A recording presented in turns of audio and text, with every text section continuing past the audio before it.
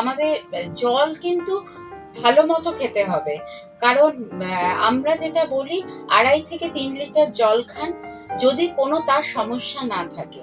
যেমন কিছু কিছু রোগের ক্ষেত্রে কিন্তু জল রেস্ট্রিকশন থাকে, কিন্তু একজন নর্মাল মানুষের 2.5 থেকে 3 লিটার বা 3 থেকে 4 লিটার জল খেলেও কোনো অসুবিধা নেই।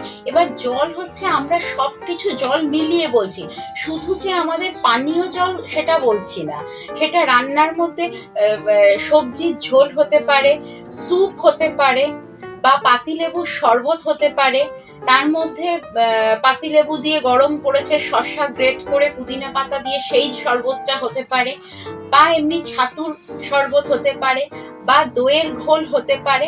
সবকিছু মিলিয়েই আমরা বলছি 2.5-3 লিটার বা 3-4 লিটার জল খান যদি কোনো রোগ না থাকে। কিন্তু কিছু কিছু রোগের ক্ষেত্রে, যেমন হার্টের সমস্যা যাদের থাকে, তাদের কিন্তু একটা জলের রেস্ট্রিকশন থাকে, তখন কিন্তু ডাক্তারের পরামর্শ অনুযায়ী কিন্তু আপনি সেই ফ্লুইড ইনটেকটা করবেন।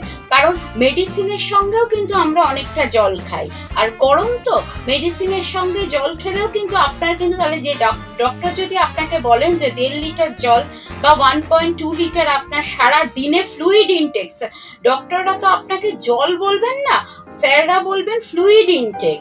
তাই জন্য আপনাকে কিন্তু তখন সব রকম জল মিলিয়ে, সেটা ওষুধের সঙ্গেও যতটা জল যাচ্ছে, বা আপনি যতটা জল ইনটেক করছেন, বা আপনার সবজির ঝোল, সেই জন্য সবজিগুলো তখন একটু শুকনো টাইপ রান্না করতে হবে, যাতে গরমে আপনি একটু পর্যাপ্ত পরিমাণে জলটাও খেতে পারেন।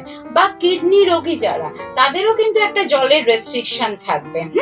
তাই জন্য তাদেরও কিন্তু এইটা ফলো করে অবশ্যই ডাক্তার যতটা আপনাকে ইনটেক করতে বলবেন তার মধ্যেই এগুলো পড়বে। আর কিডনি রোগীদের জন্য সবার ক্ষেত্রে কিন্তু পাতিলেবু জলে দিয়ে খাওয়া যাবে না, বা ছাতুর শরবতও খাওয়া যাবে না, কারণ পটাশিয়াম লেভেল তখন আমাদের দেখতে হবে।